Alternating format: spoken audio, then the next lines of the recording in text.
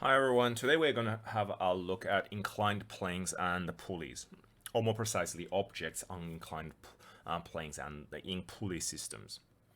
So firstly, the big thing we need to do today is to be able to resolve forces on objects. So if we have a block resting on the ground, we need to be able to identify the forces that are acting on it.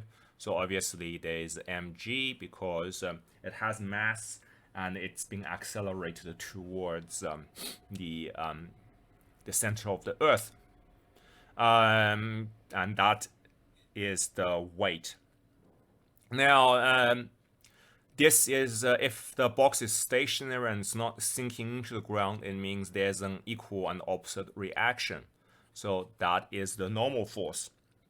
Um, for these to cancel, if these two cancel out, then there will be no acceleration. Yeah, so the object is in equilibrium. So if there are also other forces applied, doesn't really matter how many of them or what direction they apply, as long as they all cancel out in the end, then the object will not accelerate. So it will either stay still or move in at a constant velocity. So that's basically Newton's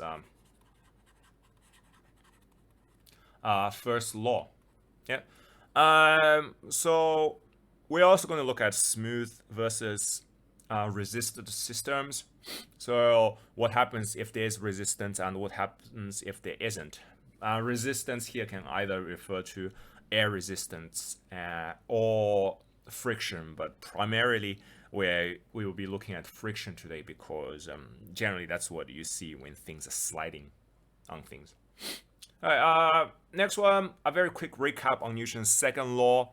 If there is no force, how does it accelerate? So obviously, if the force is pulling the block, then F equals to ma, and then acceleration is force divided by mass. Yeah, so that's the Newton's second law, and this relationship we'll be referring to over and over today.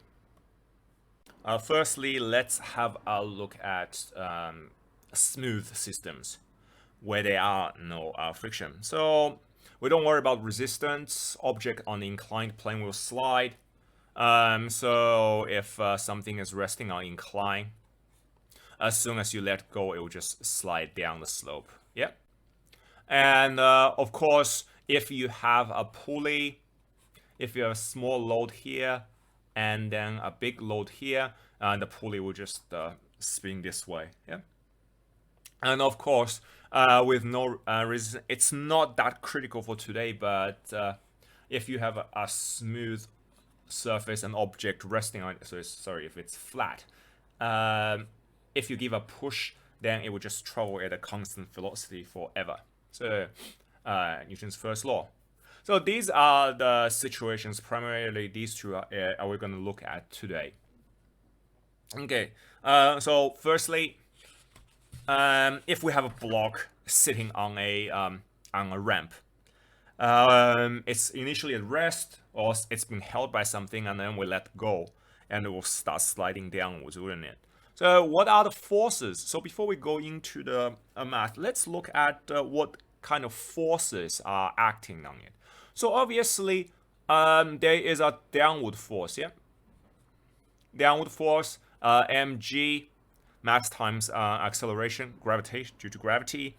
And of course, easy way, usually when to analyzing problems like this, we decompose this mass times gravity, the vertically downwards force, into two components. One that is parallel to the direction that it will slide, and the other one that is vertical to the direction it will slide. Yep. All right. It's pretty hideous. Yeah. Okay. So this is what we have. Of course, if the angle here is theta, the angle is theta here. So the downwards force would be so the force that's parallel to the ramp will be mg sine theta, yeah, and the one that's perpendicular to the ramp will be mg cosine theta. These are not all the forces on it though. Do remember, because it's exerting a force on the ramp, so it incurs a equal and opposite reaction, N, yep, which is basically equal and opposite to mg cosine theta. Now, what's the force along the plane? Because obviously it cannot go into the ramp, so it will only slide along the ramp. So we have to look at force along the ramp. So what is it? Now, we can see that the only force in the direction is just F equals to mg sine theta. Yep. And of course, F is ma. Yeah, so if we divide everything by the mass, this is the acceleration of the block down the plane. Yeah, so that's the acceleration. This is this is pretty much the simplest case you're gonna see. Next one, let's look at the pulley systems. Okay, so pulley. What will the acceleration of the bigger mass? So if you can see it, bigger mass will probably go down and dragging the small mass up with it. So well, firstly, let's decompose the forces. So what's the forces? Obviously, it's a downward force with a mass times gravitational acceleration. Same with the smaller one. Now, what's holding these two blocks up? Obviously, it's the tension in the string, isn't it? So the tension in the string plays an interesting role here. So when you read the questions, if you ever like do these kind of physics or math problems involving a string attached like this, it would always say the string is light and inextensible. Yep. So what this means is that the tension inside the string will be consistent along its entire length, precisely because the string is light and inextensible. So if there isn't any changes in the tension in it, it will quickly move and straighten out and re-establish basically an equilibrium state inside the string. So whenever you say light and inextensible, you can assume that tension is consistent. Okay, so what this means is these two are equal. Now, let's look at the big, okay.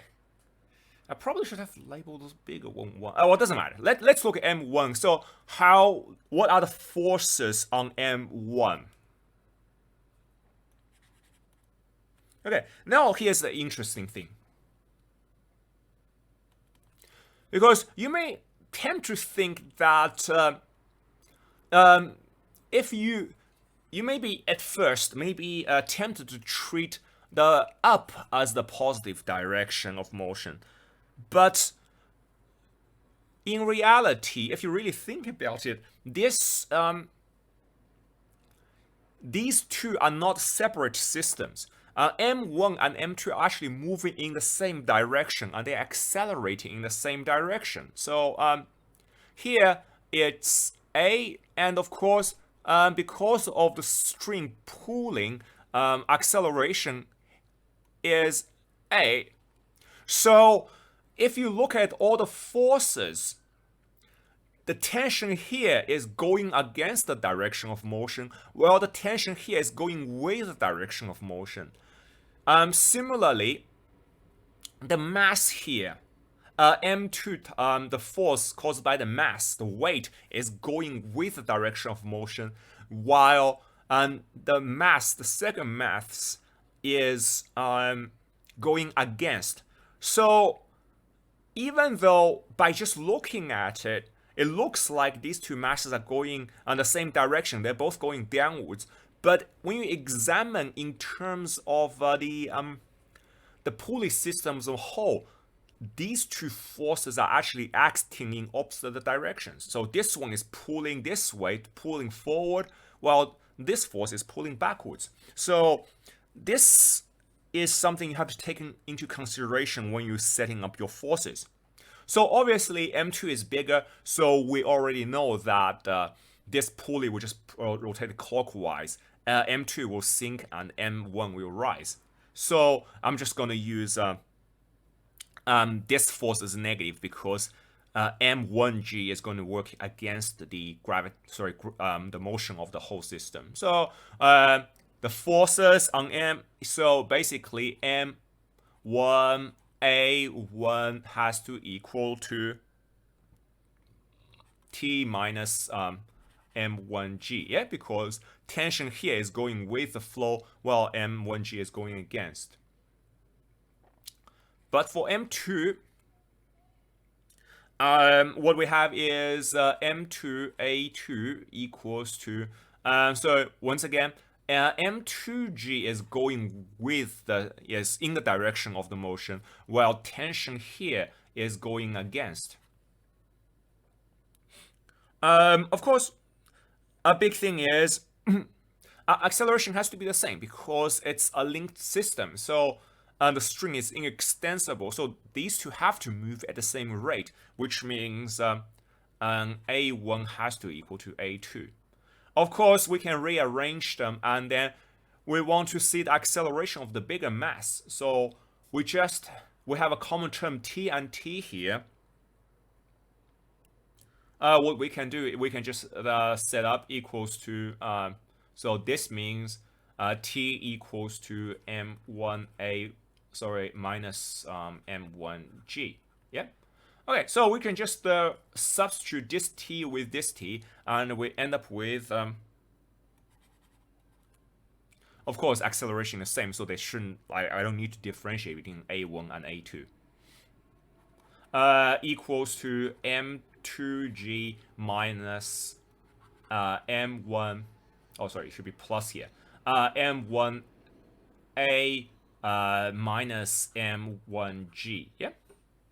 Okay, so to find what acceleration is, obviously, we need to make A the subject. So M2A plus M1A equals to M2G minus M1G. Of course, we can factor A out, so we end up with A equals to, and divide both sides, M2G minus M1G over M2 plus M1. Okay, this is actually a very interesting result because what's M2G? It's the weight of the first one, so the force going downwards here. What's M1G? Sorry, M1G. M1G is the force going down here. So you have a force going down here and a force going down here. So what you actually end up with is the net force, isn't it?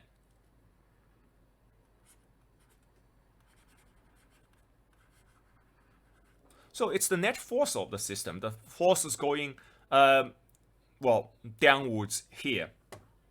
And what's the lower? What's the denominator? It's the total mass, isn't it? So as you can see here, what we actually found out is that acceleration is basically the net force of the system, like which way the sum of all forces are going, divided by the total mass of the system. So it is kind of intuitive. So the whole thing experiences a certain amount of force this way, and the amount of acceleration is basically this net force divided by the total mass of the system. So we'll come back to this a bit later. Okay, so next one. Slightly different, but it's pretty much the same. We're combining a plane and a pulley. Of course, let's just assume it's going this way. Yeah, as we mentioned earlier, um, the the weight of the large block is m2g, and obviously there's a component parallel to the plane, and there is also a component perpendicular to the plane. So if the angle here is theta, then this is m2g sine theta, because the angle is theta here as well. And of course, this perpendicular component is m2 g cosine theta. And of course, the small one is just m1g. Of course, once again, we need to look at tension in the light inextensible strings. Yeah.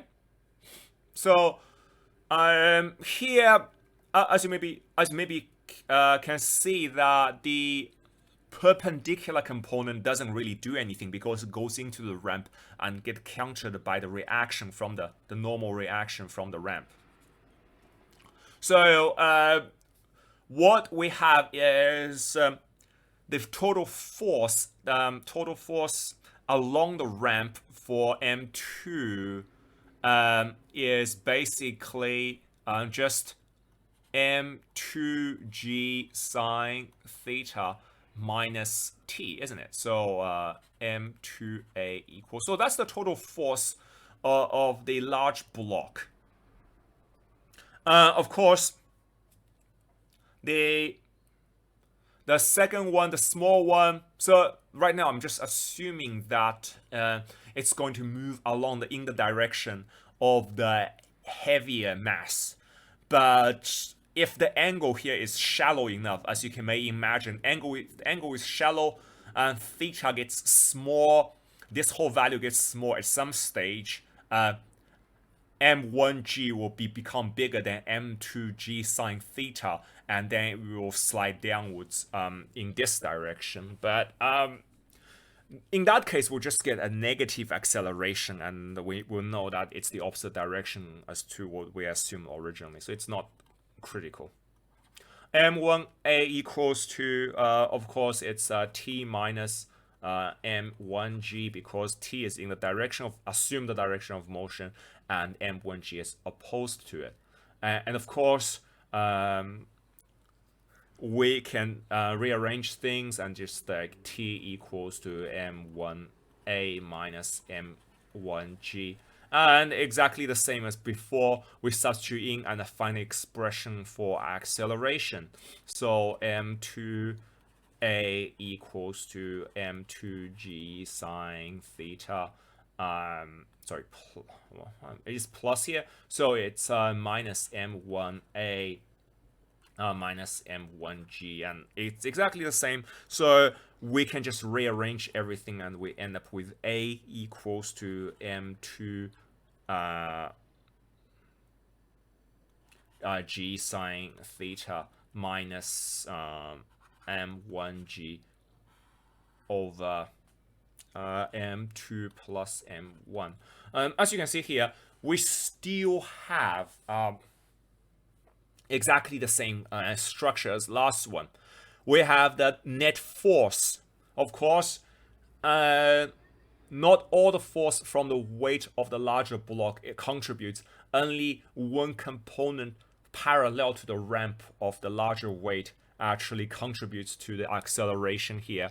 And then so that's the net force, and once again we have the total mass, and we get the total acceleration. Okay, now let's combine everything, all this information, and throw some actual numbers in them. Yeah, so here example, we have two objects. This is 20 kilos and this is 10 kilos. So of course we can just say, well, this is 20g and this is 10g. Yeah. So these are the weight of objects themselves. Obviously, once again, we can decompose them, because do remember, only the force component along the ramp actually does anything to move it. So here, so obviously this is 30, so this will be 20g sine 30. And of course, this one you will have 10g sine 60. Yeah. So here we can establish the whole thing. So basically, for object A, we have m1. Sorry. Well, we do already have the mass, so I'm just gonna write it. So it's basically 20a. Oh wait, why is it? 20. I did nothing. Okay, 20a equals to 20 g sine 30 minus t. Okay, so I'm just gonna assume that everything's going this way for now. And of course, b equals to 10a equals to so it's so by the way, this is t here, and this is t. Okay, so equals to t minus 10 sorry, g sine 60. Yep. I'm just gonna use g equals to 10 here. Yeah. Okay. So so we have resolved the forces on object A. Yeah. So it's acceleration in terms of the tension in the string, and we did the same for B. Okay, now if we want to calculate amount of tension in the string, then we have equate these two. Yeah, so the total acceleration in the fall will obviously be the expression 20g sine 30 minus t over the mass. So that's the total acceleration of A. Yep. And then I guess. So, and of course, a acceleration of B is t minus 10g sine 60 over 10. Yeah, okay. So what do we end up with? So we need to rearrange everything to get t as the subject. So we end up with 2g. So we end up with 20g sine 30 minus t equals to 2t minus 20g sine 60. So we move everything to one side. So 3t equals to 20g sine 30 plus sine 60. Yeah. So obviously t is approximately equals to 20. So let's make g 10. Yeah, 200 sine 30 plus sine 60 over 3. So it means t is approximately 91.07 newtons. So that is the tension in the string. So obviously we can simply substitute the values into the tension here into the expression and to find out what acceleration is. So A, just substitute into one of them. Sorry, into either one of them will do. Okay, so A equals to 20. Wait, it's 20 g sine 30 minus 91.07 over 20. So A should be approximately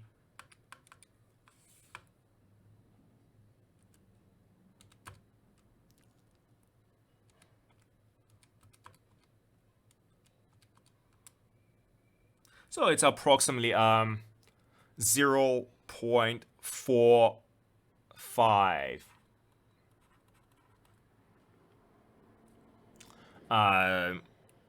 meters per second squared. Yeah. Of course, that's if you have to find tension first. If you need to find the if you need to find the acceleration directly, then you can just do what we did previously, where we just rearranged b equals to 10 minus 10 sine 60 into t equals to 10g plus 10g sine 60, and then substitute it into the expression for a. Yeah? So that's another way of doing that. You end up with 20a equals to 20g sine 60 minus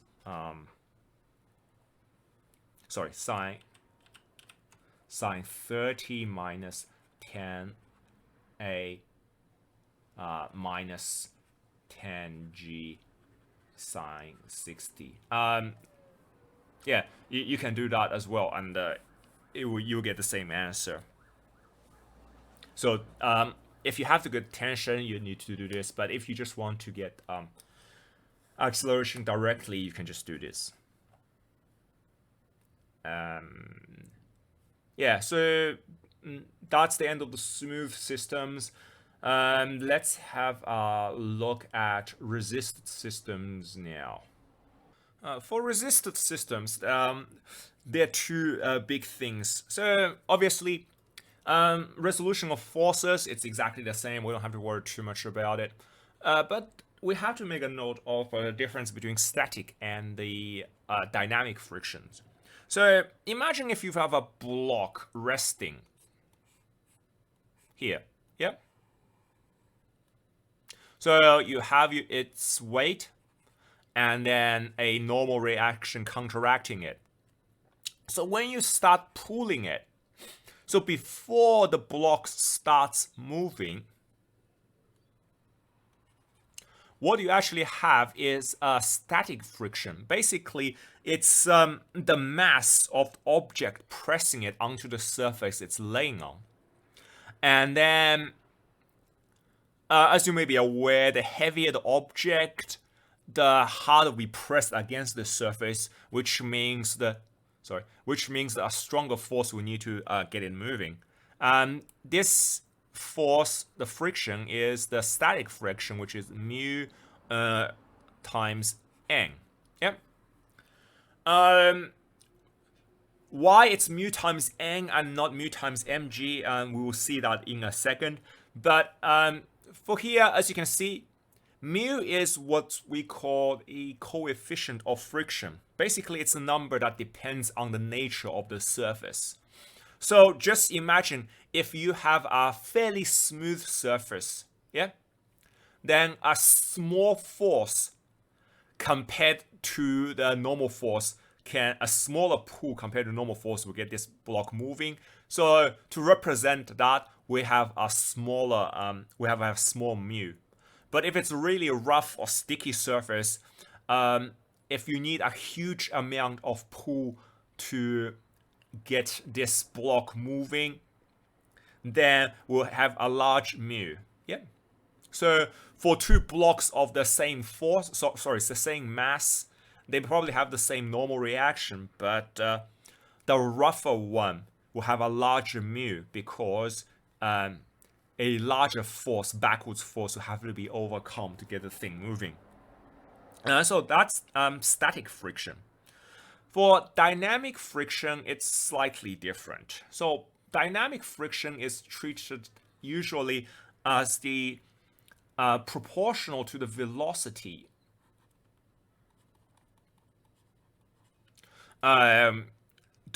Proportional to the velocity. Sometimes it's the square of velocity as well. Depends. So this is so that only occurs when the object actually starts moving, and of course you have a pull or whatever. Yep. So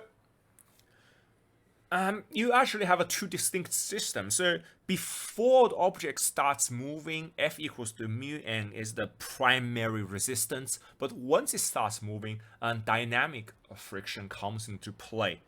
But fortunately, in this course, you don't treat them like usually under one roof. You always deal with them separately. So there is no there's no point of transition that you have to worry about. Okay, so let's look at how these things really work. Okay, so a block, it's been pulled at an angle. I'm sure most of you have seen this in physics or some versions of or something similar to this. Yeah. Now let's resolve all the forces. So firstly, obviously it has weight, so it's mg downwards, and the table will create a normal reaction, isn't it? And of course, when you're pulling it, there is of course a friction. So, okay, it's resting block, so it's not moving yet. So we don't have to worry about the static friction. Yeah. So this is what's happening to it. Now we have two components. Yeah. It's easy to, once again, to break the force down into parallel and perpendicular to the direction of motion. So if the angle here is theta, obviously this is p sine theta, and this is p cosine theta. Yep. Okay. Now, just before it starts sliding, yeah? So F equals to mu times n. This friction force is what the pull has to overcome to get the block moving. Yeah. So just before it starts moving, the horizontal component of the pull has to equal to the the friction for to mu times n, isn't it? So so just before sliding,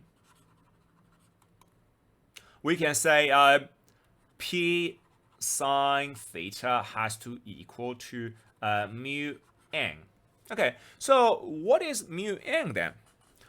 Well, mu is basically a constant term that depending on the nature of the surface. So the n here, okay, this is why we tend to use n rather than just the weight, because n here, as you can see here, even though there is a weight coming down, the pull has a vertical component that can cancel out some of the weight. So the normal force is actually a bit smaller than what the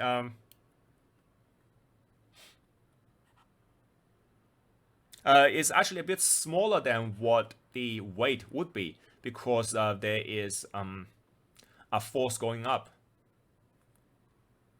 Oh wait, sorry, this is mb cosine because this is the horizontal component.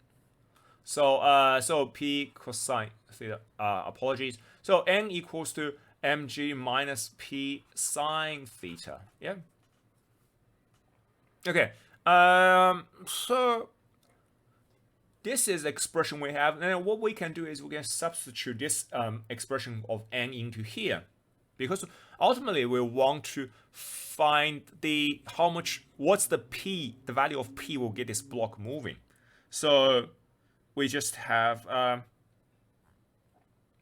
p cosine theta equals to mu times mg minus p sine theta. Yeah, and of course we can rearrange everything. So p cosine theta, so we distribute mu to both of them, plus mu p sine theta equals to mu mg, and of course we factor p out and then divide everything by cosine theta plus sine, so we have mu mg over cosine theta plus mu sine theta. Yep. So of course it looks messy, but if once we have the coefficient of friction, we have the mass, and we have the angle here, we can just plug them in and find a single value P in newtons. Well, of course, if we know what the P is, we can also know what angle when you start pulling at it will get things moving and so on, because we have you can solve for theta, you can solve for P, you can solve for mu in this case. Yep.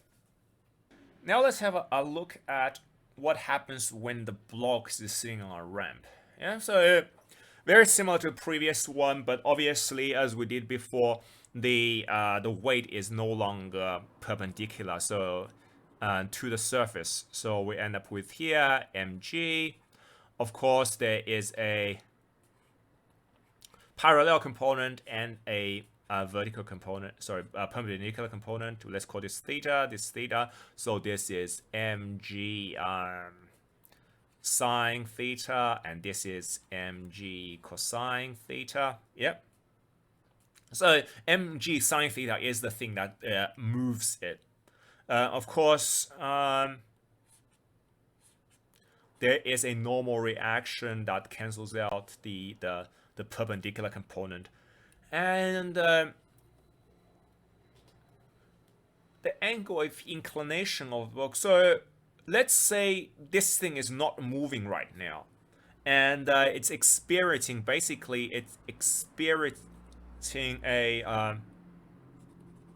friction of mu n. Yeah.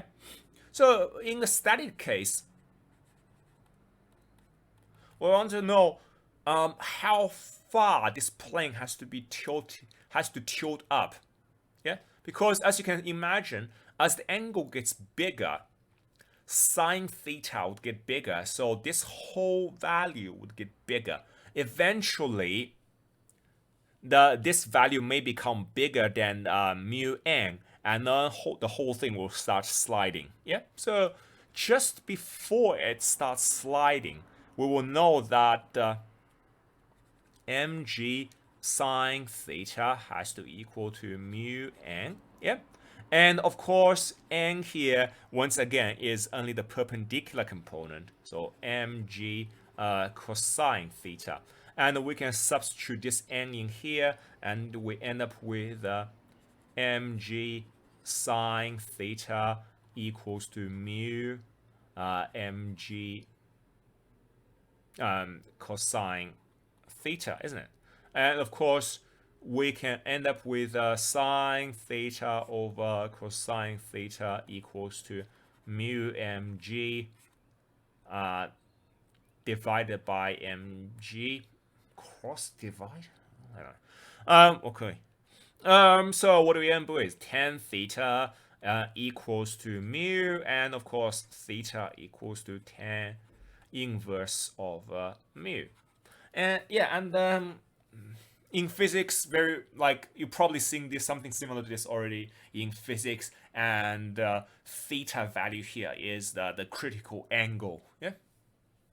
So this is the kind of thing you consider. So once the angle is bigger than inverse tangent of the coefficient of friction, the block will start moving. Okay, so what happens if it's already sliding? Well, if it's already sliding at a specific velocity, so fortunately we don't have to worry about the nature of the transition point. So we just do these static and sliding parts separately. So of course, once it starts sliding, the friction will be proportional to the velocity. Yeah. So how would it accelerate in that case? Well, so once again, look at the force, the acceleration, all the forces on this object. Yeah. So the force of the mass itself has to equal to the parallel component of its weight, isn't it? So mg sine theta, and then a resistance going the other way, because resistance is also a force. So this is what you have. Now, obviously, you just divide both sides by m.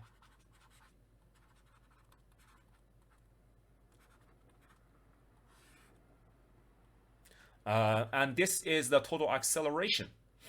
So basically, the acceleration is the parallel component of the force along the plane minus whatever force is caused by resistance and divided by the mass. At this point, you may recognize that this is not all that different. So if we do get a specific theta value, especially if you want to get this thing to slide again, sorry, start sliding, yeah, we'll have a theta that makes it slide, and then minus kv divided by m will give the acceleration. Of course, you may recognize that from previous resisted motion lessons, you'll see that we can express a as dv over dt, or as v dv over dx, and then we can solve to find velocity as a function of time or displacement. Let's now move on to pulleys. This is an amusing one. Basically, let's decompose the forces first. So M2 obviously goes downwards. So it's M2G. There's a tension going against it. And obviously, there is a tension here as well. And there is a friction. Of course, there's no other forces, so it's safe to say that the normal reaction is just m1g, so it's a mu m1g. Yeah? So this is the this is the resistance, or rather the static friction. So what it means is whatever force here passing through the pulley will have to overcome this friction for the blocks to move. So how strong will the friction to be? So that the question is how strong the friction has to be for these two things to not move at all, to stay stationary. So let's look at this. What can we see? We can see that for the first mass, m1, so let's assume like if it's going to start moving, the whole thing is going to move this way. Then m1a has to equal to so in this case, t is going with directional move, mu mg is going against it, so it should be t1, sorry, this should be the same, t minus mu m1g. Yep. And similarly, for the second one, if it accelerates, then it will be m2a equals to, so as you can see, m2 is going down in the direction of travel. Tension is going against it, so it's m2g minus t. Of course, if objects don't move, acceleration will be 0. Yeah, so we end up, so we can just, everything just becomes 0. So 0 equals to t minus mu m1g, and 0 equals m2g minus t. Of course, that means here t equals to mu m1g, and then t equals to m2g. So what we can do, we can just equate these two. So we end up with mu m1g equal to m2g, which means mu equals to, it would divide both sides by m1g, so m2 over m1. So what does this mean? So it means that if the ratio of these two, yeah, so if the ratio, when the ratio of the second mass to the first mass equals to the friction coefficient, it means it will start moving. So that means if the ratio, if the value, if mu is larger than the ratio between these two masses, yeah, if the ratio, then it means that mu m1g will always overcome the downward force of m2 and it will stay stationary. If mu becomes smaller, if mu is less than m2 equals to m1, so if compared to m1 and m2, if m2 is sufficiently larger than m1, to extent that the ratio is larger than what the friction coefficient is, then the system will start sliding. And so that's the idea.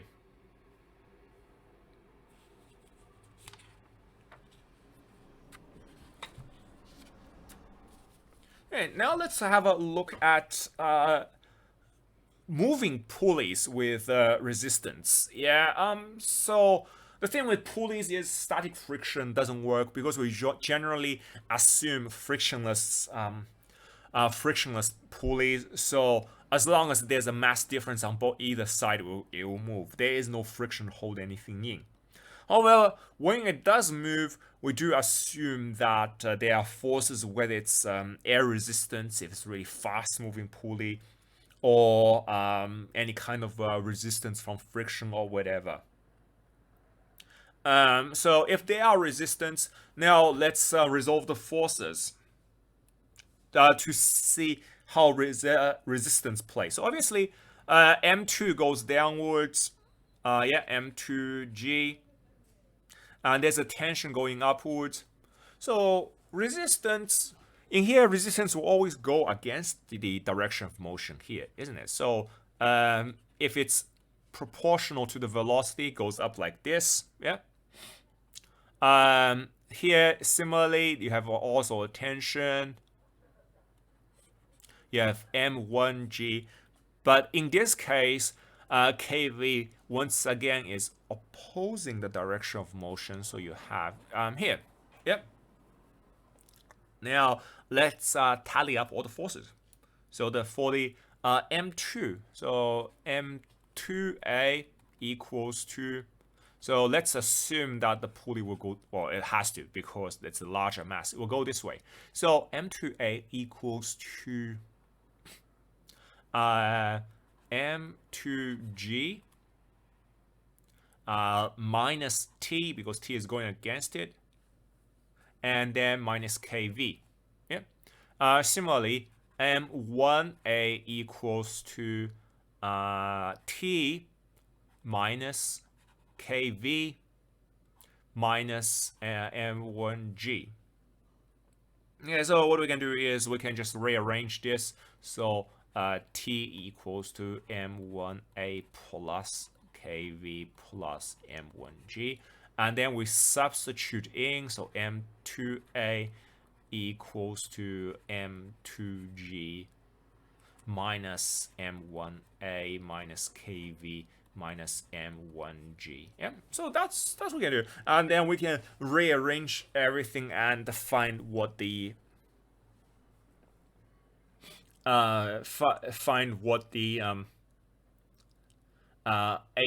expression for A is. So M2A plus M1A equals to oh, sorry, I lost a KV, so minus KV. M2G minus M1G minus 2KV. And of course, A equals to M2G minus M1G minus 2KV over M2 plus M1. So it's exactly the same as the one without resistance, except with the extra resistance, really. Yep. Okay. So what do we have here? So this portion, the front portion, it's exactly the same as the smooth pulleys, but the addition here is the resistance. So we still have the net force, yeah. So the net force is the difference between these two weights and the addition of the resistance. So this is still the net force. And of course, the bottom is still the same, the total mass. So it is basically a smooth pulley, just with extra resistance. And of course, once again, because we have acceleration here, you can express it as time or displacement derivative, and then find velocity with it. Now let's look at the final example. This is a question from the 2020 HSC. Okay, so it may be frightening if you don't know how to analyze pulleys, but it's actually fairly straightforward. Well, apart from this, like these extra m's introduced, which doesn't really do anything. Well, it doesn't matter. So let's look at the question. Yeah, so two masses, 2m and 4m. So once again, for a pulley system like this, we're going to analyze the forces on them. So here we have a tension going up. Here we have 4mg. Yeah. Here, tension going up. We have 2mg. Yeah. Okay. Of course, what else? Yeah, resistance. So here, the resistance will be going against the motion, so kV. And here, the resistance will going against the motion, kV. Yeah, now, so for the first part, we can already establish the difference between the forces experienced in the weight. So 2ma, so the force on the smaller block has to equal to, let's assume it's going this way again, yeah? Or the pulleys are going the same way for some reason. So we end up with T minus 2mg minus kV. Yeah, and of course the second one is 4ma equals to 4mg minus kV minus T. Yeah. Of course, we can once again express this in terms of T equals to 2ma plus 2mg plus kV. And substituting exactly what we did previously, 4ma equals to 4mg minus kV minus 2ma minus 2mg minus kV. And as we did previously, it's exactly the same process. So we end up with, I'm not going to go through too much detail, it's just 4ma plus 2ma equals to 4mg minus 2mg minus 2kV. Yep. And of course, A equals to everything divided by 6m, so 4mg. Oh, sorry. So it should be 2mg, 2mg minus 2kV divided by 6m, which is, well, this twice, yeah. So this is what we have, and now we can use that to work out velocity. Okay, so why they put this here, I'm just going to explain in a second. So we do have a equals to mg minus kv over 3m. So obviously we need to solve it. So dv over dt equals to mg minus kv over 3m. So of course dt over dv equals to 3m over mg minus kv. And of course, we integrate both sides with respect to dv. So dv cancel out and dv. Of course, actually, one thing I kind of neglect to mention is because we are looking for v value at a certain t, we can treat these as definite integrals. We can just treat as, so we integrate the left-hand side from 0 to t dt, and the right-hand side from, okay, so let's pull 3m out as well. 3m, sorry, minus over k times negative k. So we can make this into a log expression. So because we are looking for a v at a specific t, so that gives our system, especially when we have here larger mass, so they are being released. So it means that at t equals to 0, at the starting point, v is equal to 0. So because we have very definite starting and end points, we can kind of treat them like definite integrals. So a lot of time this is an easy way to, a slightly quicker way to do it. Well, so this is what we have. So we're when we treat these as definite integrals, once again t minus 0, yeah, this one will be negative 3m over k. So log v is v, so log mg minus kv minus log mg minus k times 0. Yep. So what we have now is t equals to negative 3m over k log mg. Actually, I can just collapse them into one single expression. So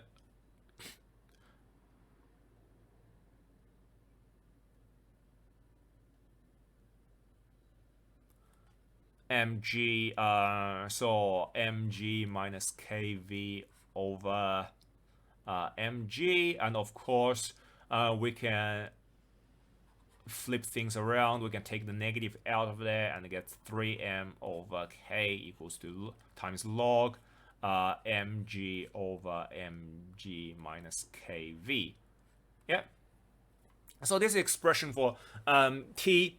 If this was in the exam, then I would say just run with this t equals to 3m over k equal to log 2. So when t equals to 3m over 2 log 2, just set these two as equal and rearrange to get v.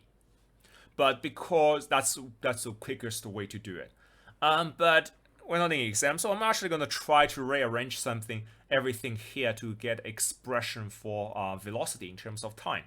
So what do we have? So obviously e to the power of k over 3mt equals to mg over mg minus kv. Yeah, and then that means mg minus kv equals to mg e minus k over 3mt, and we end up with v sorry, v equals to mg 1 minus e negative k over 3m t over k. And from there, so when t equals to 3m over 2 log 2, which means e negative k over 3m 3m over 2 log 2. What do you have? Sorry, they cancel out. These cancel out.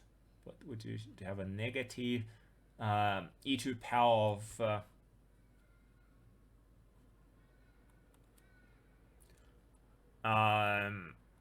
so we have e to the power of negative log 2, which it's equals to a half. Okay, so what we end up with is v equals to mg 1 minus a half over k, which is mg over 2k. And so there is that.